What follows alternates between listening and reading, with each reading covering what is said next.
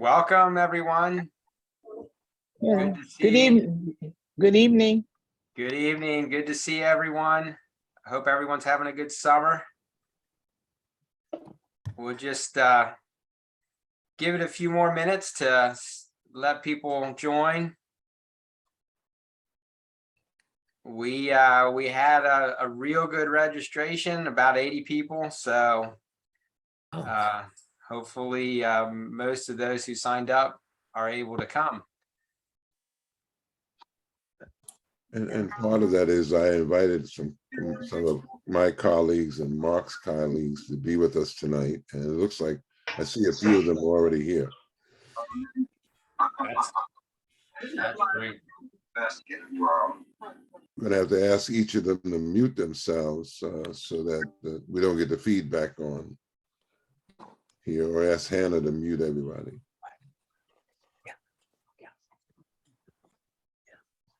Someone into this office and putting someone through, ask for money, I don't evaluate whether they are conservative or liberal, because that's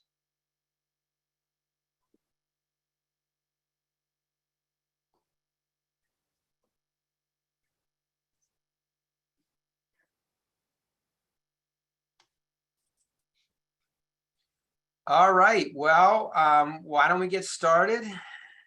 Welcome. I see a lot of familiar faces and some new faces.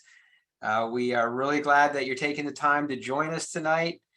My name is Dwight Yoder, and I've been working with this in partnership with Reverend Bailey now for over 3 years. So it's been a journey, and as many of you know who have been on some of these seminars before, it's been a journey for me personally, as I've learned a lot about the history of slavery and discrimination in our country and how that affects where we are today as a country and where we are today as individuals.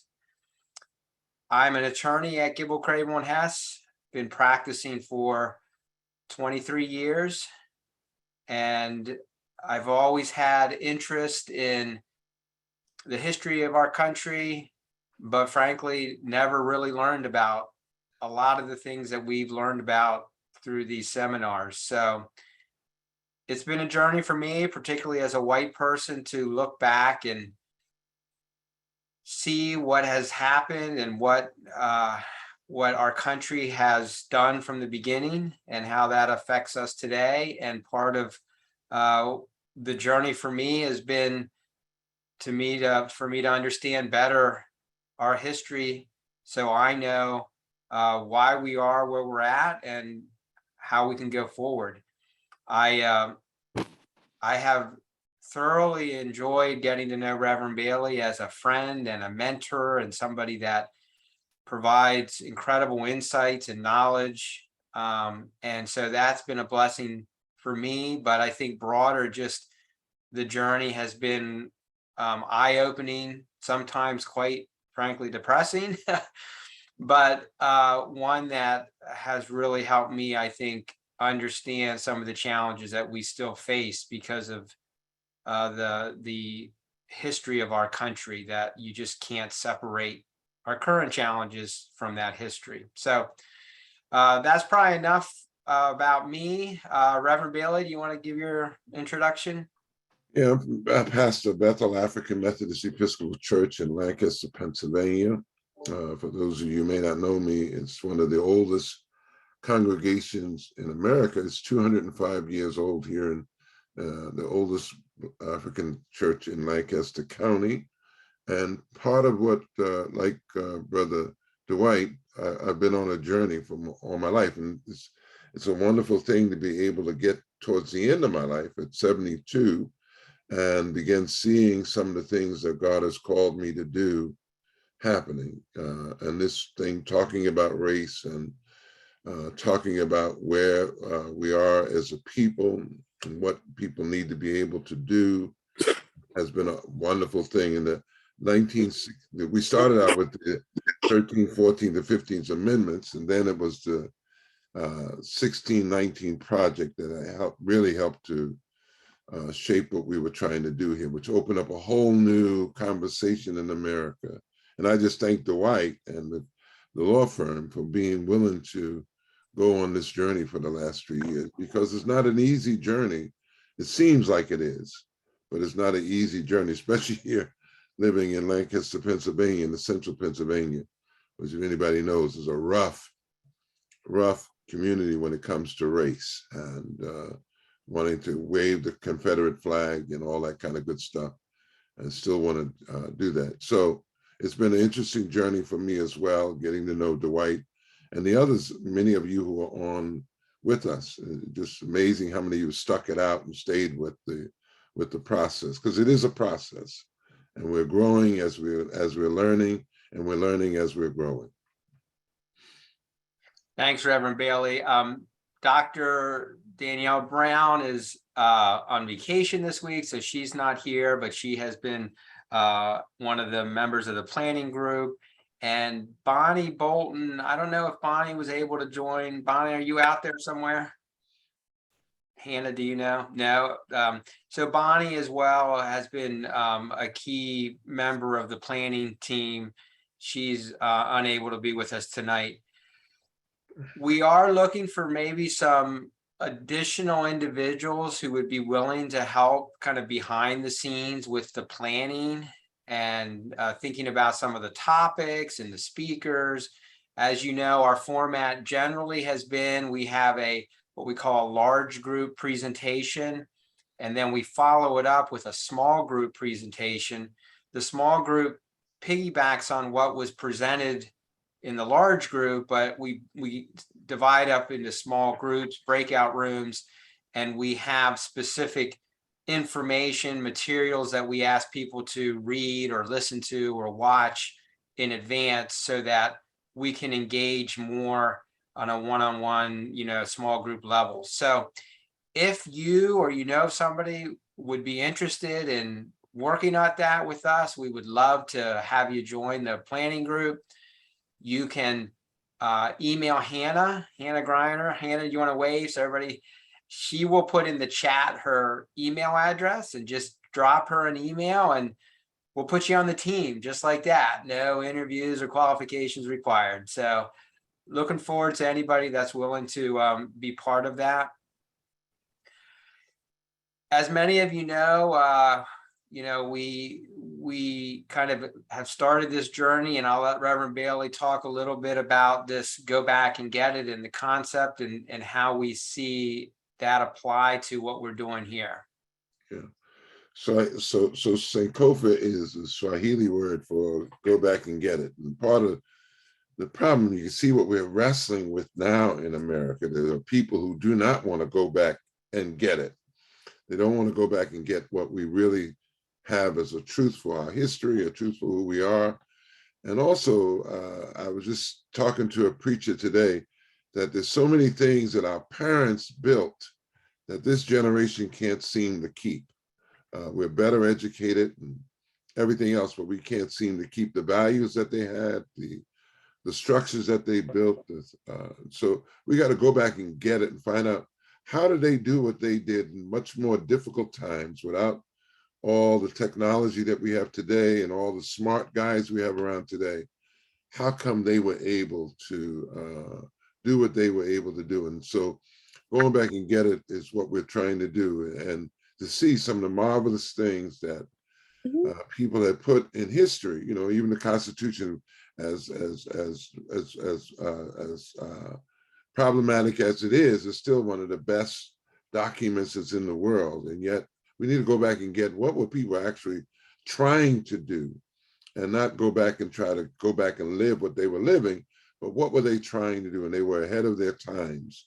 And we keep going backwards instead of going forward. So that's what we're trying to do as well. Go back and get it. Those values and those things that we really dreamt that America could be and wanted it to be. That was in our songs and everything else. Let's go back and get it. Thanks, Reverend Bailey. I just want to announce that the small group session, which will piggyback on Reverend Tyler's presentation tonight is going to be August 24th. We are going to try and get an email out with the resources that you will be expected if you sign up for that to review before that. Just a reminder, the small group sessions, we really want people to kind of come in with a common set of information that they've looked at so that we can really engage and listen to one another. So we would really welcome you to sign up and participate. It's a little bit like getting a homework assignment, but they're usually pretty short and they don't take too much time to get through. And then we all have a common basis to begin the discussion. The other thing I will mention is if you go to our website, www.gkh.com, there is a resource tab that deals with slavery and discrimination. There's a lot of information in there. All the prior seminars are videotaped, so they're there to view.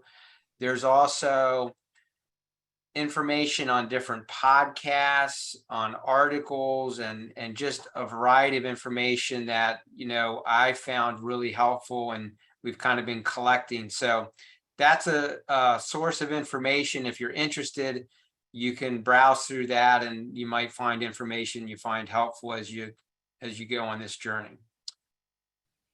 With that, I think I'm going to turn it over to Reverend Bailey to introduce our speaker for tonight. Yeah, and I also again want to thank many of the AME brother and sister who are with us tonight. Reverend Mark Tyler is, I consider a friend, and I don't make many friends. I do choose my own enemies, but I consider him a friend. You can read what we have on the screen, but what the screen will not tell you is that he's a marvelous leader in the African Methodist Episcopal Church. He's seeking to be the historiographer for our denomination. He wants to be attain that office, but just a marvelous brother, a brother who's come and been willing to share his story and be able to share his skills with people who are less fortunate than him or younger than him in the congregation. A marvelous speaker. You can give Reverend Tyler any kind of subject matter, just about, and he can talk on it. But this, what he's going to talk with us tonight is where he is really the expert. When I first met him years ago, and he was at the general conference, he was running for the historiographer. And to tell you what kind of heart he has, he was asked to put that off and go pastor a church, which even though it was a mother church, he was willing to do that. And you very rarely do you see people who are willing to switch boats in the middle of the stream. And he was willing to do that. And just a marvelous brother. And I think you're going for a treat tonight. And when you hear the depth of his knowledge and his ability to put it together. Some people know the story and can't tell the story. He can tell the story and know the story as well. So I give to you, Reverend Mark Tyler, Dr. Reverend Mark Tyler. Thank you very much, Pastor Bailey, and thank you as well, Dwight Yoder and Hannah in the background and all the other persons who've had an opportunity to be a part of the leadership. Glad to see so many friendly faces and names in the chat area there on tonight as well. I'm just glad to be here on this evening, and thank you for that kind introduction, Reverend Bailey. Hope I can live up to at least some of it. And Reverend Bailey is my big brother in ministry, not just in height, but I mean, really in depth as well. He's talking about me, but you all have had a chance to get to know him. Some of you have known him for a long time, extremely well respected in our parts, and a person who, like a prophet, does not only speak the truth outside, but is also willing to do so inside the temple as well. So Reverend Bailey, thank you very much. And thanks to all of you for having this courageous conversation. This is one that I have all the time. It's one thing to have this with folk in Philadelphia. It's another thing to have this with folk, as you said, Reverend Bailey, rightfully so, in places where it may not necessarily be so friendly to have these type of talks. And so I'm glad to engage with you all as we look at a closer look between the historical ties of the Black and white church and what the implications are, quite frankly, for the world that we live in today. So I want to look briefly, kind of a quick survey of the early years and the founding of the country and the founding of the American Christian experiment as we know it today, a little bit around the early 20th century, and then closer to the mid to the late 20th century. Just 3 examples that I think bring out some of the problems that are still lingering with us on today and that still confront us in this moment. If I had to kind of give you a thesis or something to kind of hang your hat on, it would be this: that when you consider the history of the white church in America, the white Christian church, and I'm primarily talking about the Protestant church. Many people would talk about the evangelical church, however you want to frame that. But primarily those churches, those early churches, that if they had done what scripture said historically in real time, we might be a different nation. That is, do not be conformed to this world, but be transformed by the renewing of your minds. And what I'd like to argue is that repeatedly, the church has been conformed and not been a transforming agent. And as a result, the rest of us have suffered.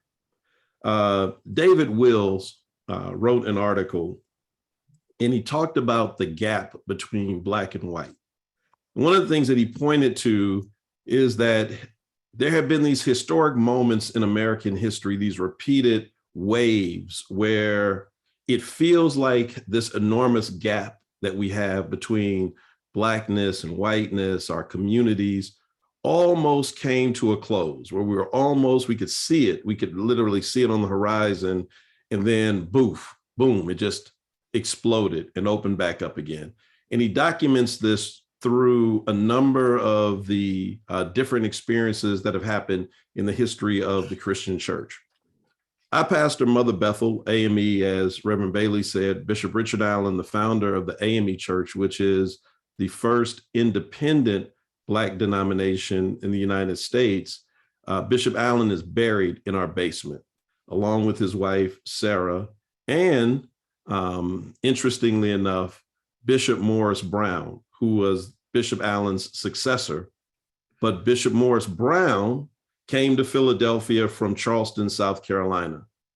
He was the founder of Mother Emanuel, the church where that great tragedy happened just a few years ago. He was driven out of South Carolina because of the issue of race and found himself in Philadelphia as Bishop Allen's understudy. He's buried there as well, the 3 of them. Extremely historic church. In the eyes of AMEs, it is not an uncommon thing to see people arrive at Mother Bethel for the first time, weeping. Our museum is not open right now for tours, which is hard for us. Sunday, we've just restarted in-person worship not so long ago.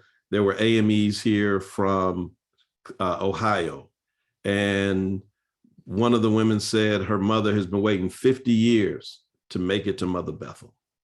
And I said, oh, you just like got my heart. So open up the museum, sneak them in the back way, just so she could see the tomb. But this is what the Vatican is for Catholics. This is what Jerusalem is for our Jewish siblings. This is what Mecca is for our Muslim, siblings. It is that for African Methodists. We're on 40 countries on 5 continents now. That which started from this one congregation on 6th and Lombard. I mean, just imagine that. All through Africa, throughout the Caribbean, in Europe, in Asia, the African Methodist Episcopal Church. Now, sometimes people who don't know their own history say things that kind of show the fact that they might be ignorant of a few things.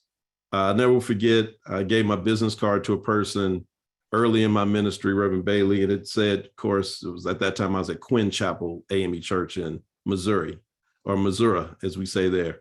And white guy who's the car salesman looked at it and said sarcastically, African Methodist. So I guess I'm not welcome there.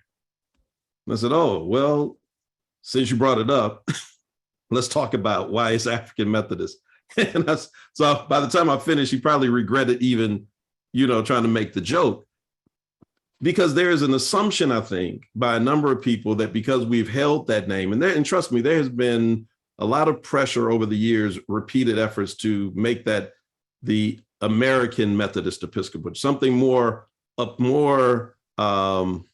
accommodation, is something that would just kind of allow us to slide in with the rest of society and just fit in.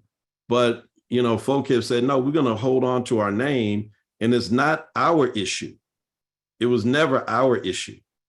The reason that there is an African Methodist Episcopal Church and an African Methodist Episcopal Zion Church and what used to be the Colored Methodist Episcopal Church, which is now the Christian Methodist Episcopal Church, is not because Black people wanted our own place. Initially, we thought, going back to David Will's gap that was closing, when we saw the gap closing, we believed firmly that this would be a place that would be different than the America that people had known since 1619 when slavery started.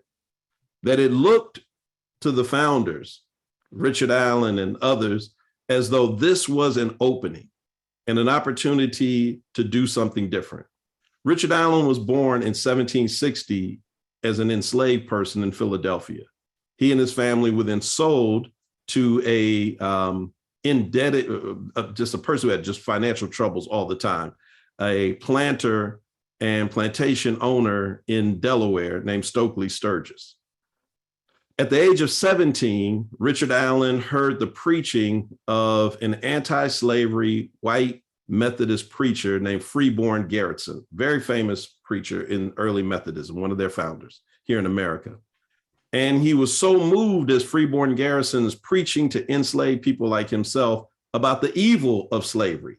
During slavery, 2 slaves on a plantation, that not only does he give his life to the Lord and has his conversion moment. He famously wrote in his diary that my dungeon shook and my chains flew off. I mean, what wonderful, imagery that is. But he was convinced that Methodism was the place for Black folk because there were preachers like Freeborn Garrison who were open about their stance that this new nation, which had not yet been resolved in 1777, the war is still raging, what this country will be. But he was encouraged by the fact that these preachers were out here and that they were openly defying what the rest of the country was talking about.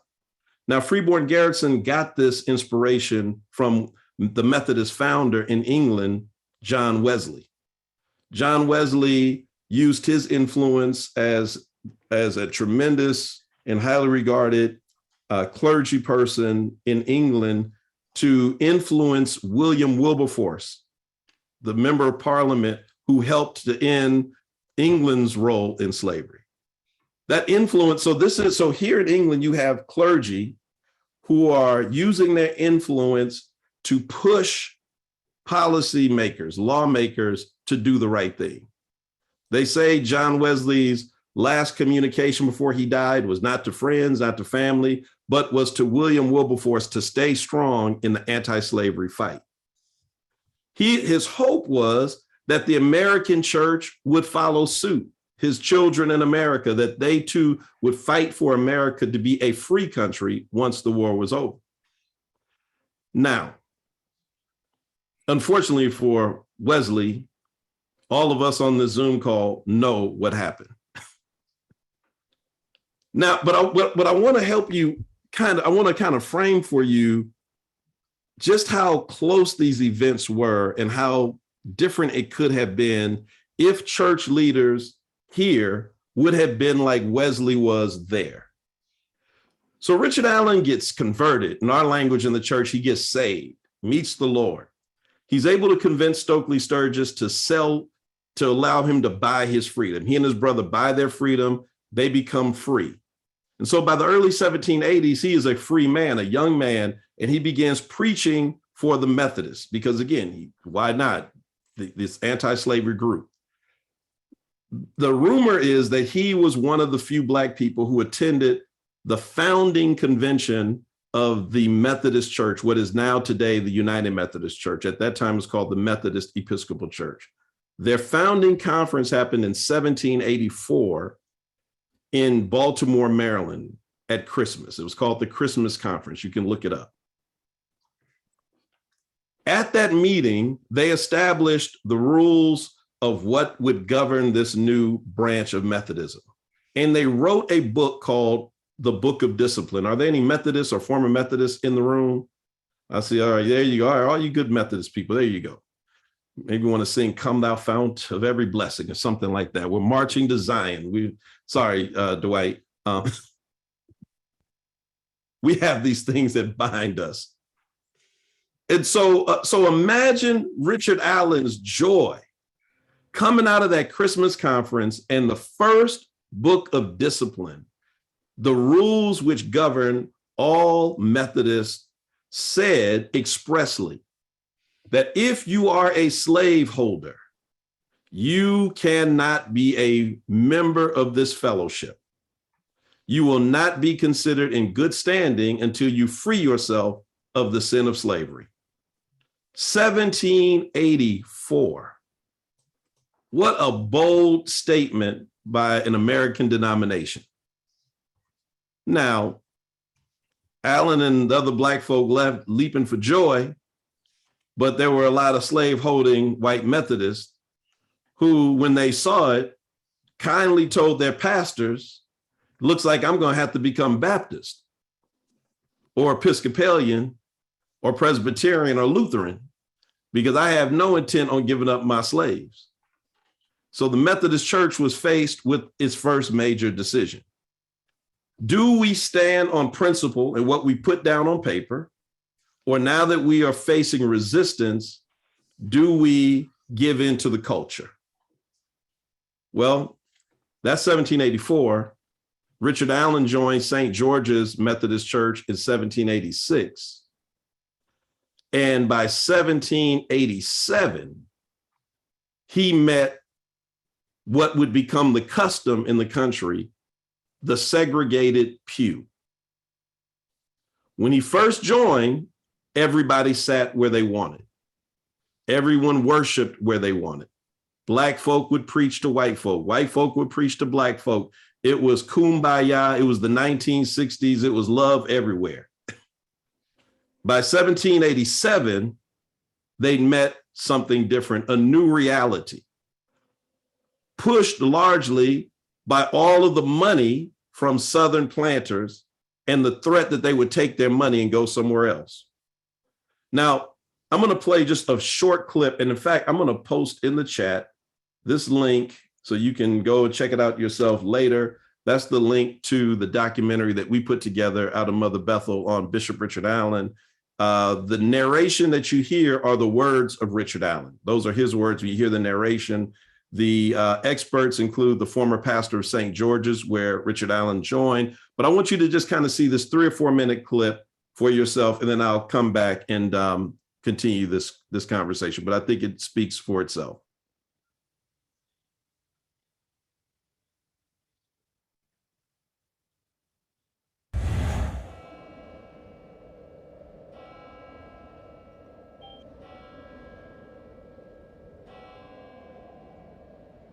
I came to Philadelphia. Preaching was given out to me at 5 o'clock in the morning at St. George's Church. The Methodist movement in America was growing.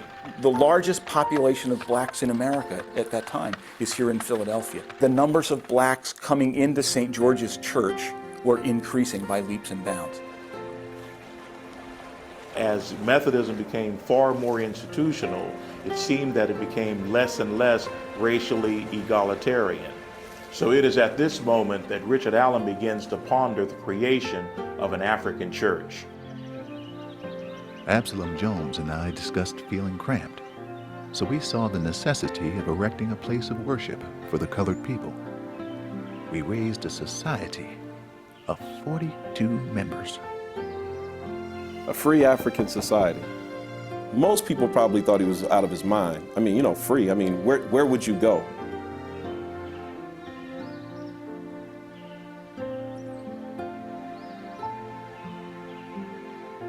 The Methodist establishment was threatened by Allen's actions. The elders soon forbid us holding any such meetings. He used very degrading and insulting language to us. So, tensions are building when Richard Allen and Absalom Jones show up to church on a Sunday like they ordinarily would, but the rules have changed all of a sudden.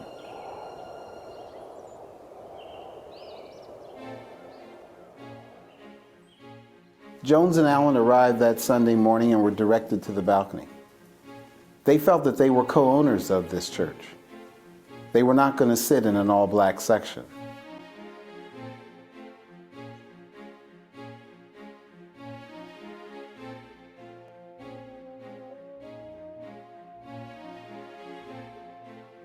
We had not been long upon our knees before I saw one of the ushers having hold of Reverend Absalom Jones, pulling him up off his knees. The usher persisted and began to forcibly move Absalom Jones. Mr. Jones said, "Wait until prayer is over, and I will get up and trouble you no more."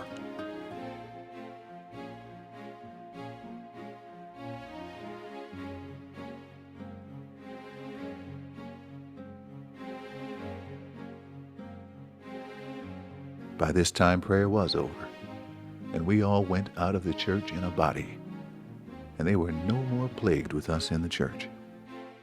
So something very hostile, something very mean-spirited, something very awful happened that day. The walkout was the beginning of the civil rights movement in the United States of America.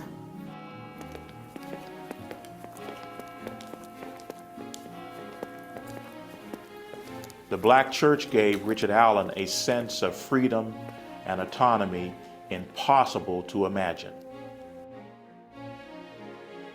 We had no place of worship, and we did not mean to go to St. George's Church anymore.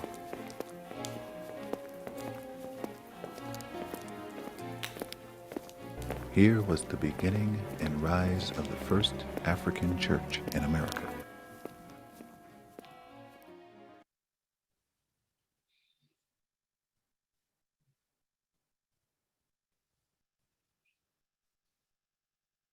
Was everybody able to see that and hear it well? Great. So I'm always grateful to Reverend Fred Day. Those scenes were shot inside St. George's in the balcony. We've come to learn later that though we've taught it in the AME Church for years as they were in the balcony, that balcony was actually finished in like 1792. So more likely what Richard Allen meant in saying they had to take the seats above where they were was a raised platform that was in the back of the sanctuary. And the balcony was later finished, and the remaining Black folk, which is why in the documentary you see a couple of people did not leave, because we know everybody did not leave and some continued to stay. Those persons were eventually put into the balcony. And what happened in that church happened all across the country at that time where there were Methodist bodies.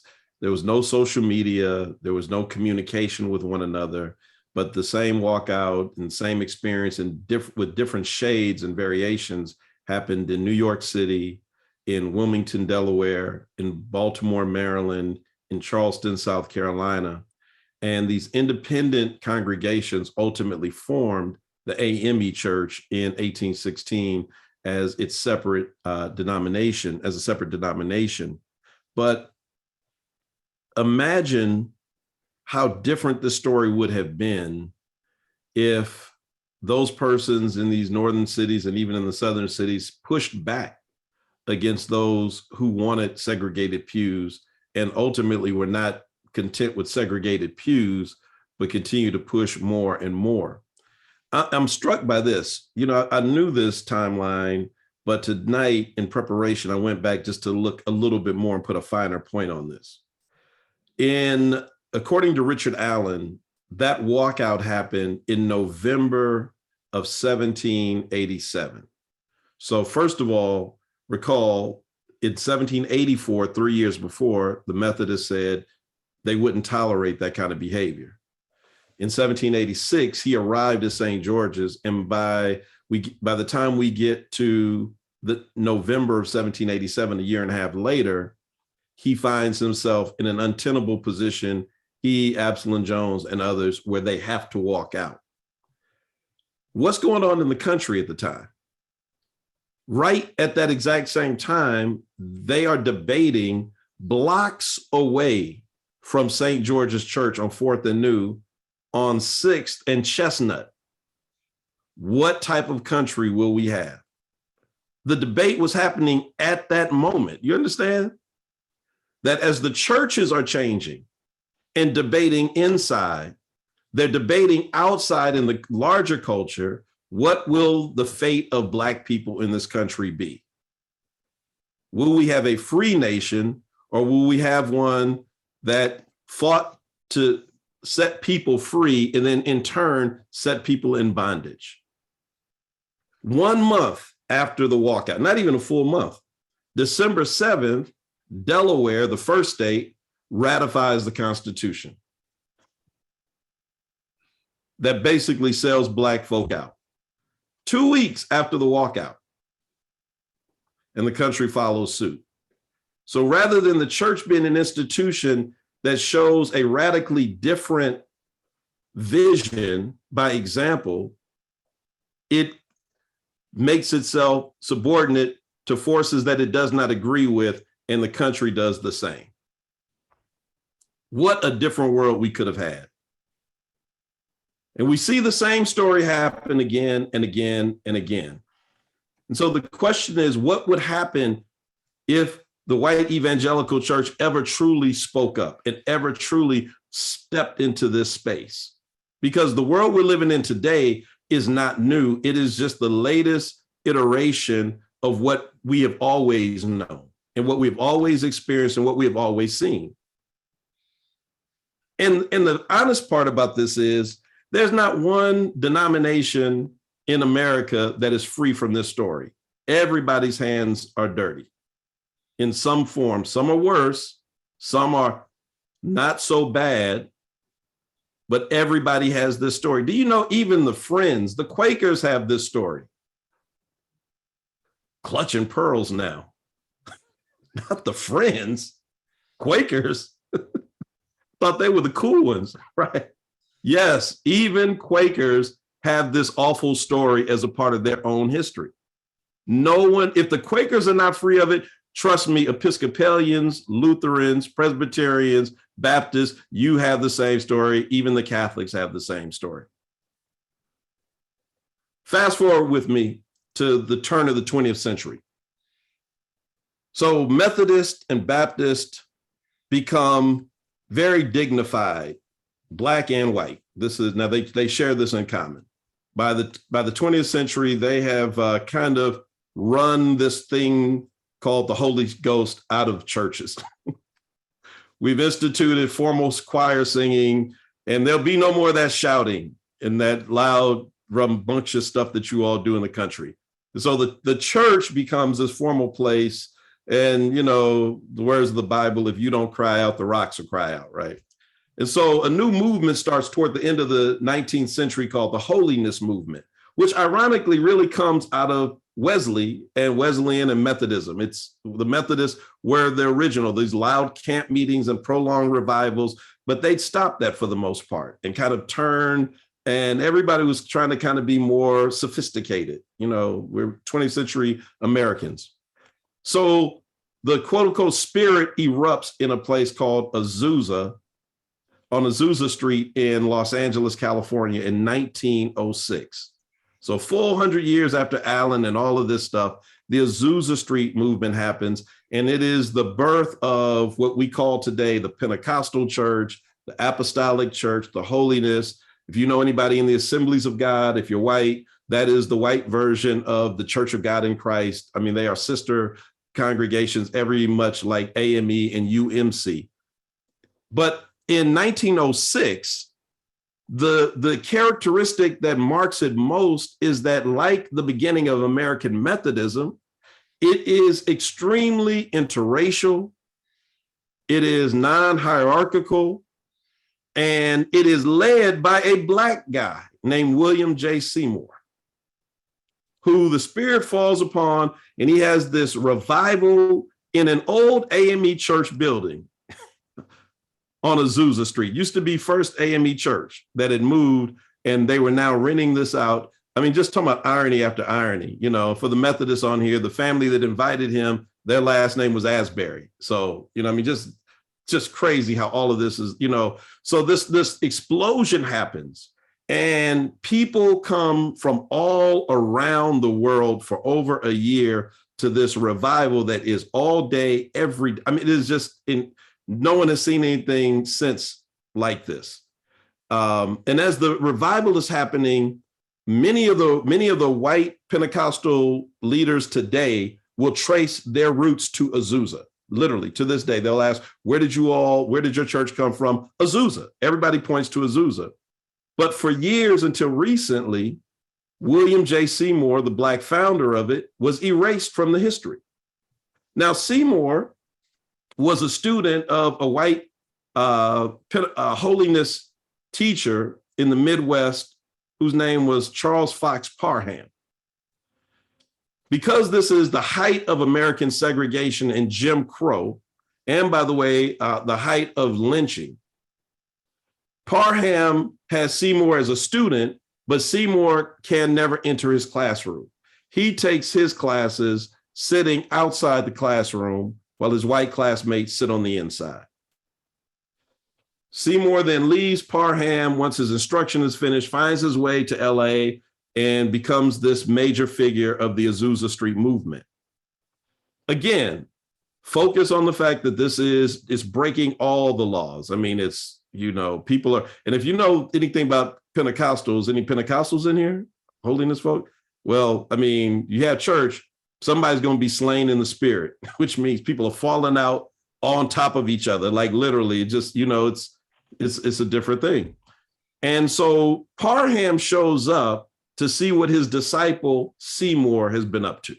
He's heard about this everywhere. He comes wanting to see, what are you doing? And he walks in on this gathering where white women are cavorting with Black men and white men with Black women. And it's all, again, hate Ashbury, love all over again. And Parham hits the roof. This is wrong. This is evil. What are you doing? This is not of God. Break this up. Stop it, stop it, stop it. Now you can't stop it. But what happens is after Azusa Street ends, multiple new denominations start, which really reshape the American religious landscape.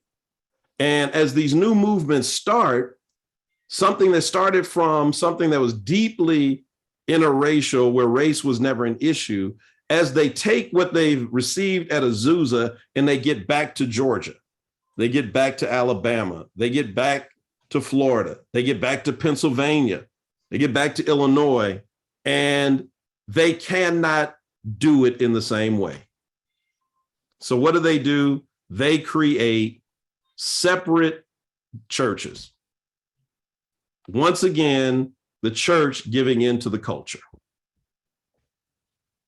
And we are replaying the history of the founding of American Methodism, now with those who have left Methodism to start something new and follow the Spirit. And in following the Spirit, what do? They give into the culture. And we find that whatever power they have is limited and confined within the four walls, but appears to be powerless to American racism.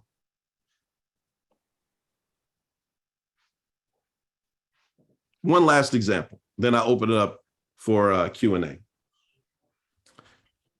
In the 1960s, Martin Luther King Jr. wrote one of the most beautiful letters ever written, the letter from the Birmingham jail. Not under ideal circumstances, he began writing it on little bits of pieces of paper that whatever he could get his hands on while he literally was sitting. Look, folks, it's not the letter from the Birmingham jail because he wanted it to say that. It's because that's where he was, in a Birmingham jail cell, detained because he had come from Georgia to Birmingham to lead the movement, which also involved the blowing up of a church, which killed 4 little girls, 4 little Black girls. Horrific times that these were in the 60s. So in 1963, Dr. King is met by white religious leaders who were in favor of Black people getting their rights, but felt that Dr. King and other quote unquote outside agitators had the wrong idea and should go back and allow them to fix Birmingham problems in a Birmingham way. The letter was signed, there were 2 letters actually. The moderator of the Alabama Presbyterian Church Synod, pastor of one of the largest white Baptist churches, First Baptist Church in Birmingham, the Episcopal Church's bishop, the bishop of the United Methodist Church,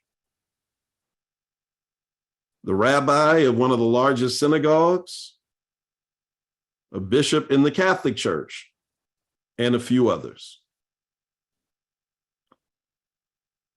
And what they essentially said to King, which prompted him to write the letter, is that while we agree with you, what you're doing is imprudent and you're the problem. Not a racist government that allowed for Alabama to be the state that it was, not racist laws, not white supremacy, but Dr. King, Ralph Abernathy, Diane Nash, Ella Baker, Fannie Lou Hamer, Fred Shuttlesworth, that they're the problem. I mean, so this powerful group of religious leaders takes their energy to attack the person who is there to try to dismantle this system, rather than take their considerable influence to the governor and to the mayors of these cities to end this system and say, what would it look like if they had joined King on the front line? To think that somehow it's King's fault that 4 little girls were blown up and killed in a church. I mean, how off base can you be? And so again, I bring these stories up because they continually show to me that we don't learn from history, and we continue to end up here. I'll end on this. During the uprising in Ferguson, when Mike Brown was killed, I went to Ferguson with several members of the clergy of Power, and we were actually there the last night that they were tear gassing. So what an honor to walk down the street and be tear gassed for nothing in an American city. And so we spent time there. We got to know the community. We talked to people who knew the Brown family, and we had personal, some real stake in this. When we came back, I had a meeting with one of the clergy within Power, who was the pastor, white pastor of one of the large congregations of Power at that time. In fact, he was the pastor of the largest at the time. And we won't call his name. And so he wanted to have a one-on-one to talk about why he was slow to get on this bandwagon, this new emerging thing, Black Lives Matter, and this Mike Brown case. And he says to me, now we've been organizing around education and around trying to get wages up at the airport for years now. I think we've been together like 5 years at that point. Regular clergy caucus meetings, considered him a friend. And he says to me, you know, Mark, I could get with this Mike Brown thing if he wasn't such a bad guy. He's a bad guy. And that's just, you know, and I sat back and I said, well, brother, how do you know that? Well, that was on the news. That's what Fox News said. He's a bad guy. And my members, you know, we can't be a part of this. And I said, well, I am your friend. So you say. We have organized together. We have been on the front line together. We've marched together. I have been to Ferguson. I have spoken to people who knew Mike Brown's family. And I am telling you that that narrative is not true. Now, are you going to listen to Fox News or your friend? He chose Fox News. And he and his congregation ultimately pulled out of power shortly thereafter. Now, the good news is we picked up new congregations who said to us, well, we were kind of waiting for y'all to get off the fence. We wanted to see what you were really about anyway. And so the new congregations, these were white congregations we didn't have to sell. They know it's a problem. They're already speaking out on it. And they came in with feet on the ground and ready to go. But here we are in the 21st century, still having the same debate and still having to convince people. And I'll say that I think a part of it is, especially on the part of the clergy, is a fear of job security, fear that members will leave them, fear of being ostracized by other clergy within their communion, fear of retaliation. But, you know, if you're a Black preacher, you don't have the luxury of walking out. Clementa Pinckney, the pastor of Mother Emanuel, was a friend of Reverend Bailey and mine. And I know that other AME clergy who are on here knew Reverend Pinckney just like we did. And all he was doing was trying to have Bible study and help somebody who looked like he needed help. And for his trouble, he and 8 of his members lost their lives because they didn't have the luxury of deciding when they want to jump in and when they want to jump out. And so in this moment, if we're going to talk about allyship and being down for each other, then it can't be wavering. And look, I get it. It's hard. Family doesn't want to talk to you. People, I understand. I've heard from enough white folk who are friends, Thanksgiving is a mess since 2016. I understand. But these are, you know, the reason that this country continues to come back to this place is that we have refused to deal with it. And we keep kicking the can down to the next generation. And at some point, some generation has got to stop kicking it, pick it up, and deal with it head on. So I'll stop there.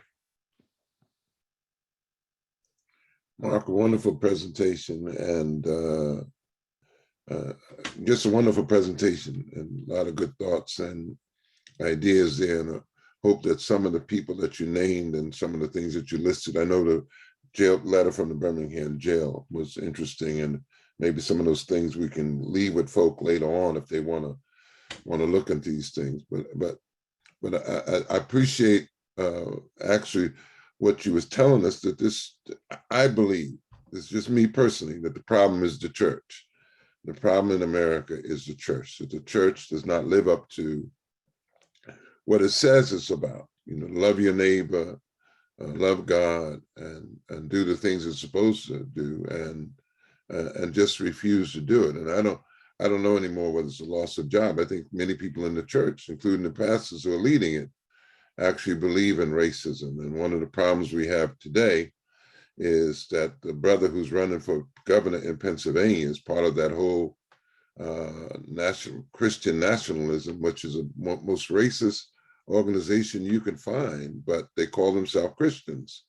And people are going to vote for him. A lot of people are here in central Pennsylvania pulling for him, and this is raising its ugly head up. So it's good for us to hear that tonight and to have discussion about that tonight. to find out where we are. And Mark, you're 100% correct. Somebody said to me in one of the meetings, one of the white pastors said, "Well, we get so tired of dealing with this." I said, "I'm 72 years old, and we have a song in the Black church that said, 'I ain't no ways tired,' because you can't afford to get tired.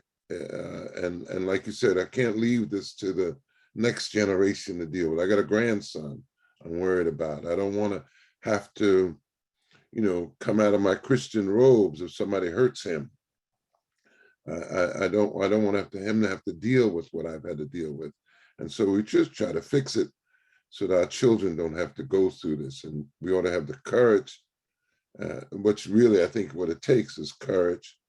And those of us who are Christian, everybody on here may not be a Christian, but those who are Christians, we need to live up to what we say we are, and not be hypocrites.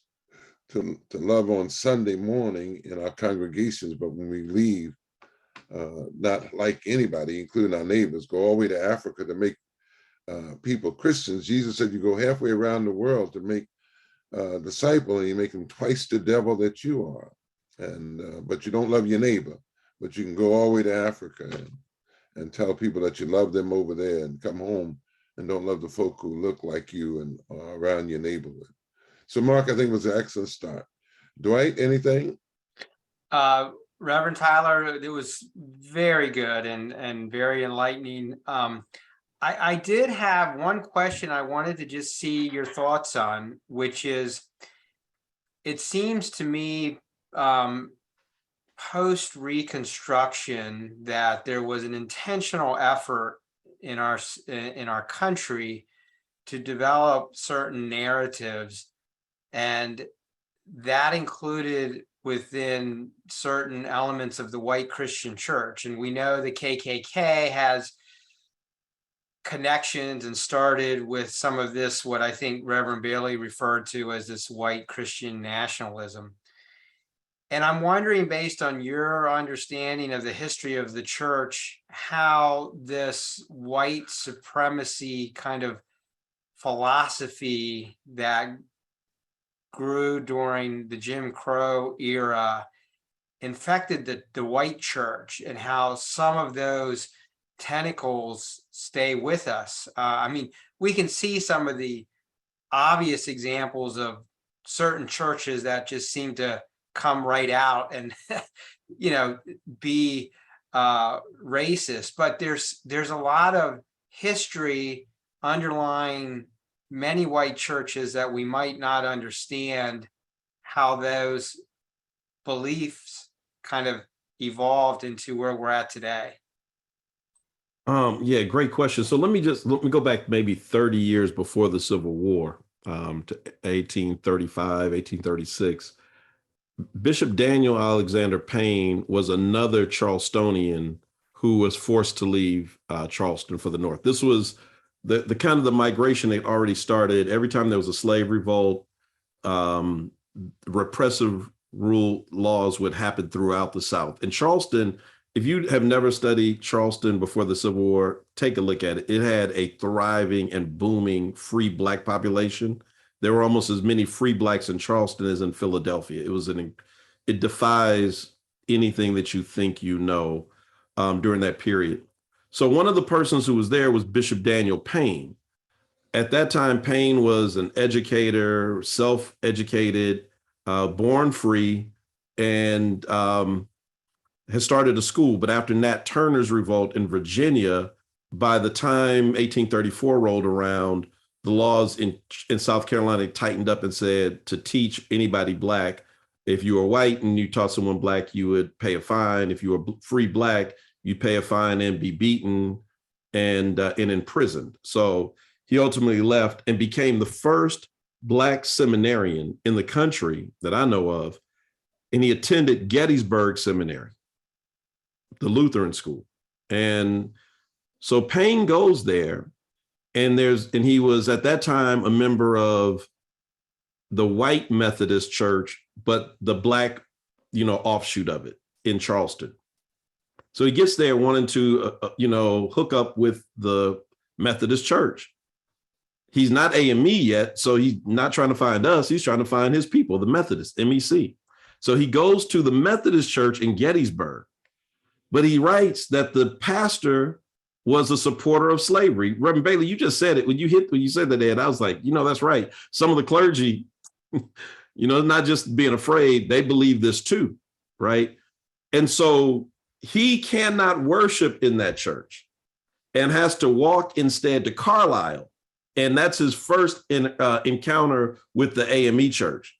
He still doesn't join the AME. He doesn't join until he gets to Philadelphia a few years later when he joins Mother Bethel. But the point is that, the narrative that we tend to tell is this is a Southern story. White racism against Black people is a Southern thing. Northerners, we're free of that. We were always good with you all. And that's a lie. That you have to read these narratives from New York and from Connecticut and Rhode Island and Boston, right? I mean, it's like, this is an American story. It just looks different. In the South during, Jim Crow, they called it Jim Crow down there and Jane Crow up north, right? Just a different version of it. But the fact that Payne couldn't find a church in Gettysburg, which also kind of helps me understand why Lee thought he could get through Gettysburg to get into Pennsylvania. So if that's how Gettysburg was, then yeah, you got friends up there. There's a question mark that we probably need to answer, because as a person who said, I'm from Detroit, when Martin Luther King walked down Woodward Avenue before his Washington speech, many Black preachers did not want him to walk and preach to Cobo Hall. I think one of the things we got to understand is that those Black preachers also knew that Martin Luther King was going to leave. And after he left, they were going to catch hell. And what they were afraid of is so many Northern Black preachers were afraid of the status quo, that they were going to lose whatever friendship or whatever thing they had going for their church, because they knew that after Martin Luther King was left, that white folk there was going to be some backlash. Just like after Obama got elected, we see the backlash from America, even for folk who voted for Obama, end up voting for Trump. And after Trump ran the second time, even more folk came out the closet and voted for Trump. And even though he was a reckless, lying, whoremongering, whatever you want to say, nobody would want their daughter to bring something like that home. People still voted for him because of his racist position. Mark, you might want to help with that. Yeah. So, I mean, yeah. So that, and I hope I got your, I hope I kind of touched on enough, Dwight, your question. Yeah, no, thanks. You that was great. And so, yeah, so first of all, the other part of the narrative, which is wrong, is that all the Black churches were with Dr. King. A lot of places closed their doors. And one of the reasons that King spoke so often in AME churches and organized in AME churches like Selma, if you've seen the movie Selma, the church scene where they're organized, that's Brown Chapel AME. It sits right next to the bridge. I've been there. And in Memphis, when he did his last speech, it was a Mason Temple Church of God in Christ, but the big marches happened from Claiborne Temple AME Church in Memphis. And so AMEs, because we're sent by the bishop, our members had plausible deniability. So if the people in the town said, why are you bringing King down here in these agitators? We're going to fire you and we're not going to buy your crops. They're, oh, sir, we don't like that King either. He's a troublemaker. But our pastor, that renegade, and the bishop sent him from Birmingham, and, we can't stop the bishop. They, oh, all right. So it was kind of like that, those games they played in slavery, like, oh, we don't want it. They did. But so a lot of churches that were Black did not open their doors fully to King, because to do so meant attacks against your building, attacks against your people. I mean, think about the shockwaves of that bombing in 1963. The civil rights movement doesn't end really until 1968. So you still have the voting rights campaign ahead of you. You still have all these other big campaigns that sent shockwaves And so people who were already scared could point to that. And the kind of heat that you took as a Black preacher, if you talked about King coming to your church from your members, not the community, not white folk, Black folk, your deacons and your trustees and your stewards was, I mean, it was formidable. So, you know, my hat is off to any of those folk. And I think that it's safe to say that King never really enjoyed much more than openly, much more than 20 to 25%. And that's being extremely generous of even of Black churches and far less from white churches, because people just don't want to put their head out there like that. During the era of slavery, 4 blocks from Mother Bethel, we're on 6th and Lombard, the Lombard Street Presbyterian Church, which was a Black congregation, had a pastor there. Now, I think it was Stephen Gloucester. You all can look that up. There were a couple of Gloucesters, a father and son. And he, along with all the other preachers, got the idea, listen to Frederick Douglass, they're going to preach against slavery. Well, the white folk in Philadelphia said, you keep preaching against slavery, we're going to burn your church down. And they burned the church down. And he stopped preaching about slavery and was roasted by Frederick Douglass. My God, Ed Bailey, you would actually love that speech. I know you. I mean, Frederick Douglass talked about him like a dog. Now I'm like, now Frederick Douglass, it wasn't your church burned, but I mean, it intimidated him so much that he shrank into a corner. They tried to burn Mother Bethel down. We have in our museum long guns on display, the old guns from the late 1700s, early 1800s. They were there because at one point, Richard Allen helped raise a militia for the War of 1812 to go down to Gray's Ferry to help fight. They didn't have to fight, but they did. They were willing to. But the guns stayed because of constant threats from the Philadelphia white community to burn Mother Bethel down.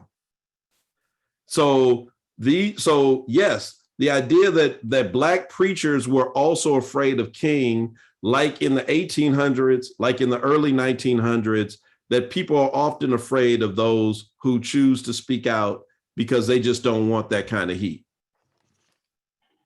You know, because and it has not only history. It happens here in Lancaster.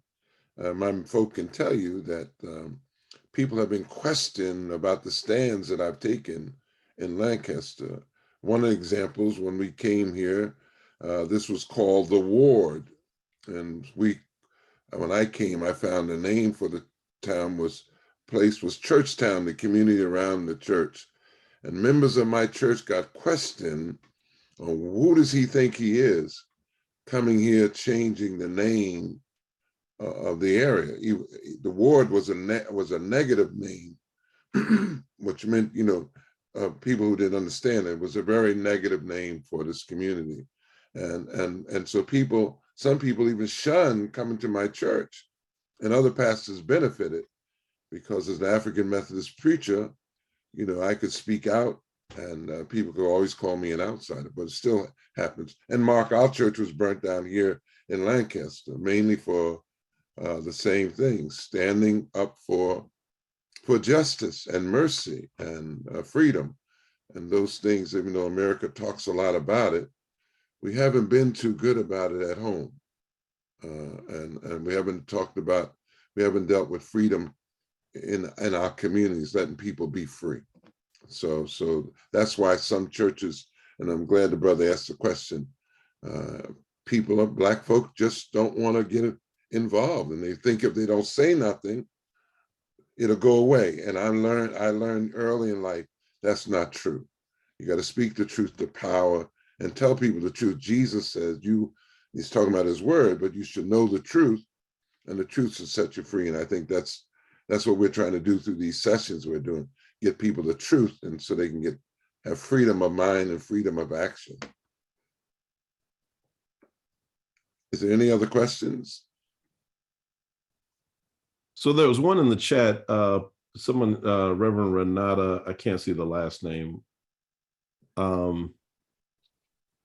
And it's asking to speak to the issue of Christian nationalism. In Franklin County, where I pastor, it's rampant in the public schools, in government decisions at the local and county levels. How are we to combat the evil when it is the narrative at the national level. Yeah, I mean, isn't that what we're up against right now? I mean, that is like the order of the day for some people. And I don't necessarily know. I think people are still trying to figure out, how do you combat it? I mean, one thing is that sometimes you have to vote, until you can change hearts and minds, you can certainly decide who goes to office and what laws pass. I mean, that part you can do without necessarily, I think the hope is that we could get to a place where people don't need to have this legislated against them, or legislative decisions to protect people, where we would do it willingly. But in the meantime, you have to organize, and you have to find other like-minded people. And sometimes, it feels like you're all by yourself. And look, I am a motorcycle rider, avid motorcycle rider, ride almost every day. And some of the best roads in Pennsylvania are in what some people would call Trump country. And so I know what those signs look like, because they're everywhere. Bucks County, Delaware County, Chester County. I ride up, what is that? I never can pronounce not Juanita, but the Juniata River. So I get it. And my friends ask me, aren't you crazy? I'm like, I'm on a motorcycle.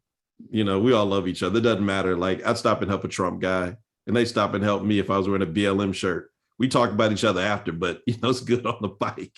But I know it's like you feel like you're out there by yourself, but I don't think you are. And, in fact, I think the bigger the sign is often to kind of cover up their own insecurity. And so I say, find like-minded people, organize, register people, and vote for people that you believe in. That is one of the things that we can absolutely do, and I think must do.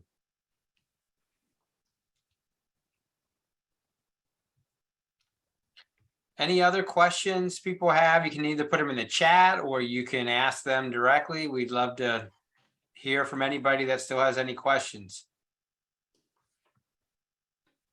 And I think that's one of the reasons why we still have struggles, because so few people ask questions. And I think when it's nice sometimes to sit in a meeting and not say anything, but it's even better when you are willing to ask questions, because there's no bad question.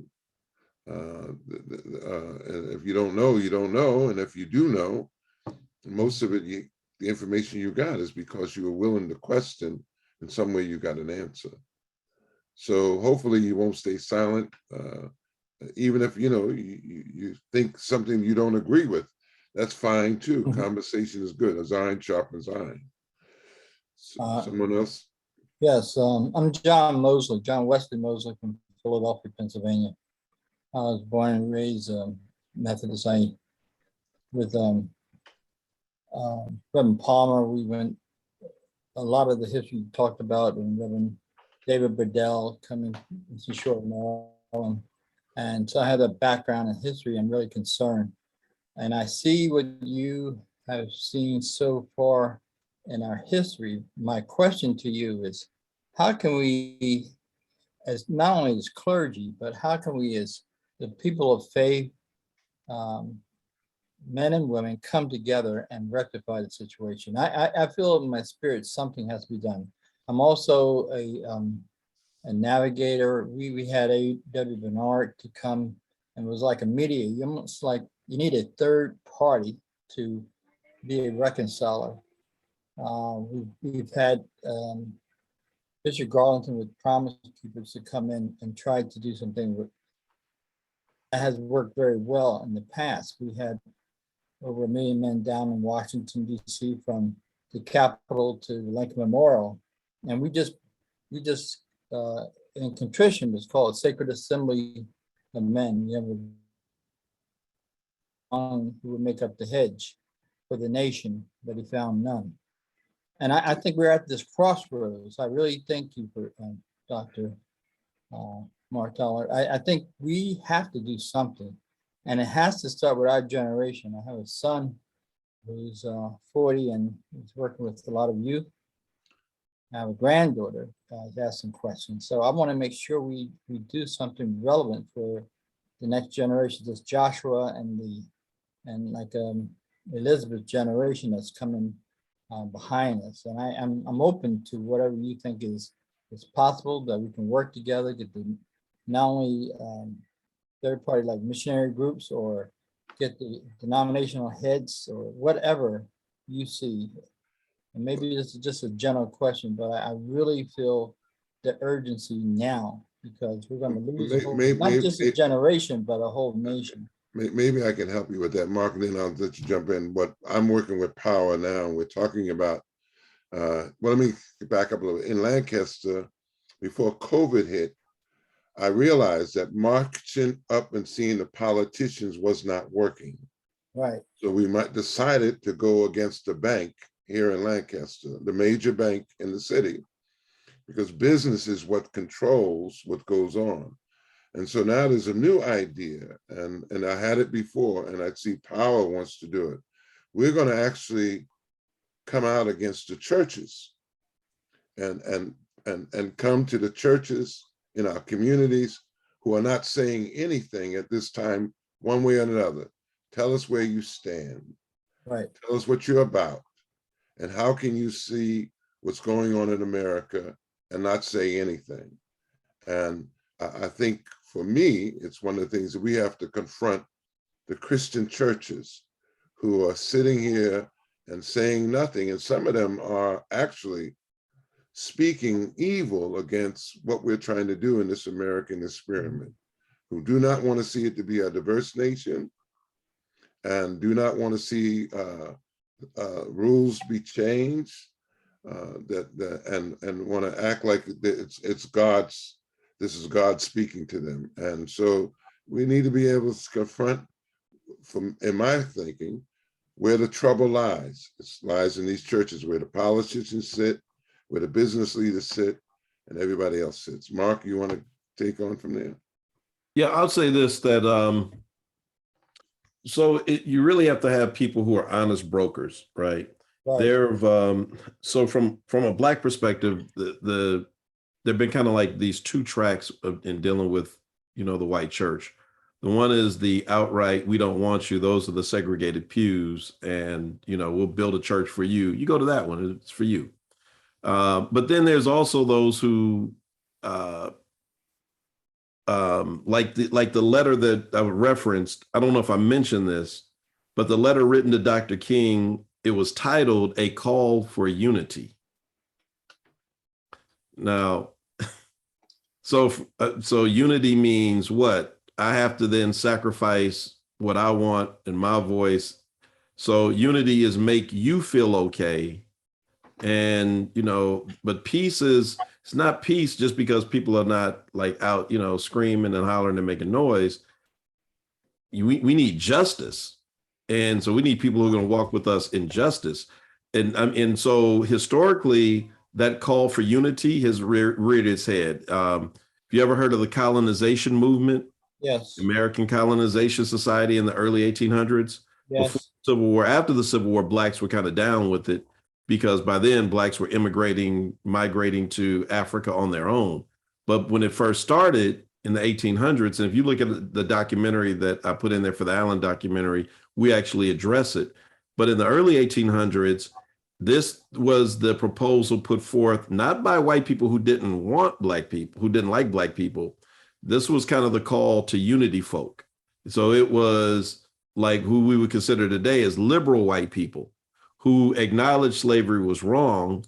But again, let's blame the victim.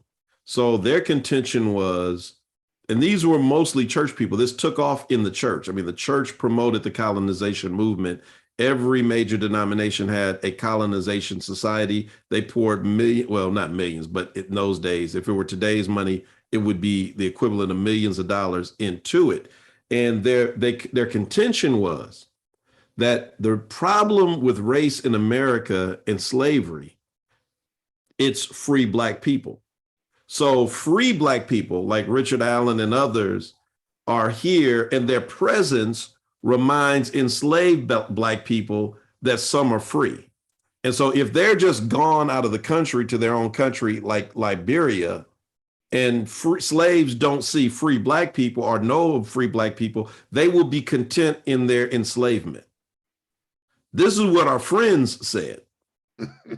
So what I'm saying is that, you know, these calls for unity that mean we have to sacrifice our own freedom that we want and demand now in its fullness has to wait. You know, I mean, look, we ain't talk about like reparations. We can have that conversation another time. You could bring me back, but the slaveholders were paid for their land and their goods that they lost. Their goods were black people. I can trace mine. I know who they were. Anderson and Mary Atkinson, who left a plantation in Virginia. So I know I can go back and find who owes me some money. All right. So when people talk, it's too complicated. Well, if we can pay people for their property loss, why don't you pay the people who did the work? So, I mean, there's never been an honest conversation in this country or an honest attempt to ever make right with black people.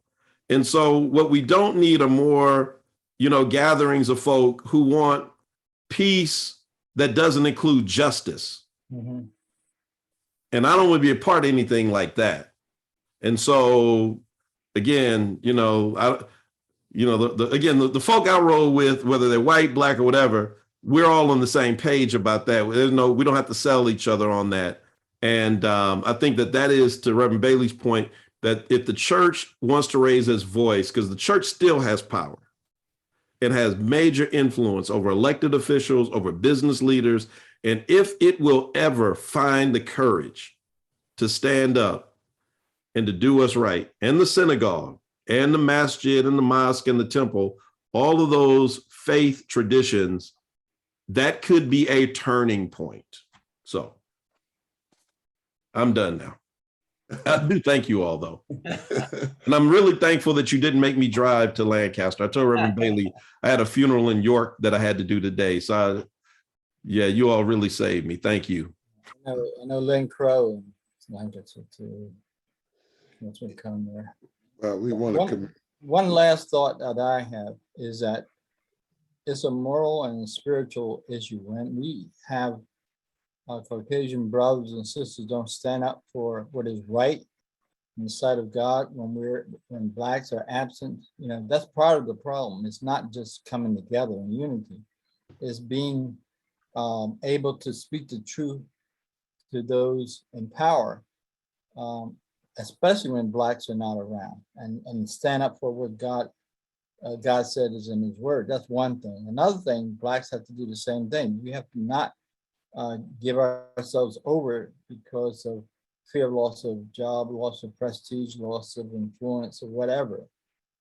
It takes a whole another frame of reference that we need, like Martin Luther King had, like Richard Allen had. You know, these are men who stood up for what was right by themselves. You know, we need this whole generation to stand up for what is right. I see that as a hallmark of what we're going to go from here. And then we can come together, when we come together and really admit to each other the sin of racism, sin of pride to each other, and then go from there. But individually, I think, excuse me, my brother, I think you need to hear what, Reverend, I think you need to hear what Mark said. That needs to be said at the Promise Keepers meeting, when they could meet in Washington, D.C., but would not meet in the communities that they came out of. That leads me to folk who march all the way to Washington and show how together they are, but come back to their communities and say nothing. That has to happen here in Lancaster. The people went all the way to Mendenhall, Mississippi to be with John Perkins, and come back to Lancaster and allow racism to exist and not say anything. Right. So rather than people leaving their home and teaching other people and preaching to other people, we need to do it at home. So I agree. Part of what we're doing here tonight is inviting people who tonight, most of the people are from Lancaster, but we found out tonight people are from all over now. And really, Dwight, I just want to say thank you to Mark. Thank you. I really for a thank you. marvelous job, well done, and I'm Excellent. hoping you will meet with us, Mark, again. You can give him a hand or just put up the star in the chat that you appreciated his lesson tonight, and we will know whether you appreciate it because we're doing a follow-up in a couple of weeks on August 24th, I think it is, for the small group meetings, where we can have general discussion in those small group meetings on what you took out of tonight, and whether rightly or wrongly, however you feel. Again, part of this is to get people to talk and stop doing things behind closed doors and speaking in their bedrooms. Come out of the house and out of the closet, and let's have conversation and speak about this. So August 24th would be a good place for that. But I want to say to all of you on tonight, especially the clergy friends who came on, this is a good thing to begin in our communities. You see a white law firm and a black AME church has started this thing off. I don't know what we've got here, Dwight, but we started something, and it'd be good if this was happening in communities where you are, where you try to get with somebody. And we started on the 13th, 14th, the 15th Amendments, but maybe that's a place to find a church, a law firm that's willing to work with you, and you get this started. But I deeply want to say thank you to everyone who came tonight. Thank you for your questions in the chat room. And I hope you will leave your information with us. And when we do the next session, you'll be here with that. As a preacher, let me shut up. But thank you, Mark, again. Thank you so much for being so bright. I'm glad. Now, Dwight, you got to admit, the two people I brought to do our seminars have been off the chart. So that's true. You're right, Reverend Bailey. You have set the standard bar very high. Well, hey, Dwight, let me just say this, because I would be a bad AME if I didn't. I see the First Lady of Bethel. And so I want to just acknowledge Lee Bailey as well. And Dwight, all this time, I don't know why I missed it in our prep. I thought you were a preacher. So thank you, Reverend Yoder. And Attorney Bailey, because he acts like a lawyer. So thanks to you all, and again, thanks to Hannah for helping me too. Thanks, Reverend Tyler. Very well done, and thank you for joining us and taking the time. Reverend Bailey, do you want to close in a quick prayer? Yeah, be glad. You had anything to say other than that, Dwight? I have a lot to think about, as normal. It's I think for white folks, these things for me, they really challenge me in many ways. And what Reverend Tyler said, white allies that stay silent aren't white allies, right? They're and we have the choice to stay silent, and that's things that I struggle with. So I've been challenged tonight, and lot to think about. Thanks, Reverend Tyler. Thank you. One of my Jewish friends said to me, Bailey, I don't know why you always are talking about what you're talking about when you talk about this black stuff and race stuff. So I said to him, my brother, if you would just take off your white hat and put on your Jewish hat, you would understand what I'm talking about. See, what we forget in America, not everybody was called white when they first got here. So if you would go back and go get what they called you, your grandparents and parents when they first came here, the Irish people were once called niggers. If you would go back and get what you got when you first got off that boat, you'd understand what's the argument that's going on today. And that's what Sankofa means. Go back and get it. Figure out the stuff that was done to different groups of people who now consider themselves white. They weren't always considered white. Italians, we can go name the whole group of folk. If they would just go back and get it, they would understand what America has never moved away from. And the ones who get hurt the worst are the poor white people in America who still think that they're white. And they're not the whites I'm talking about, because they have no power, they have nothing, but they don't know. But they're the ones with the flags. and they're not educated, no teeth in their mouth, and living in poverty, and yet they are waving a Confederate flag. Let me close this in prayer tonight. Thank you all for being with us again. Father, we thank you for the opportunity to be here and gathered. We pray, as Mark spoke tonight, the power of the church, what we can do, and what happens when the church stays silent, how confused a nation can become. And Lord, we ask you to help us to be what we can be. Thank you for what we learned tonight.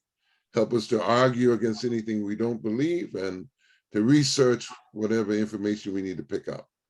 Thank you for Reverend Mark tonight. Thank you for everyone on the session. Grant us your favor and your peace as we lay ourselves down to sleep. Give us your praise. In your name we ask. Amen. Amen. Thank you, everyone. Amen.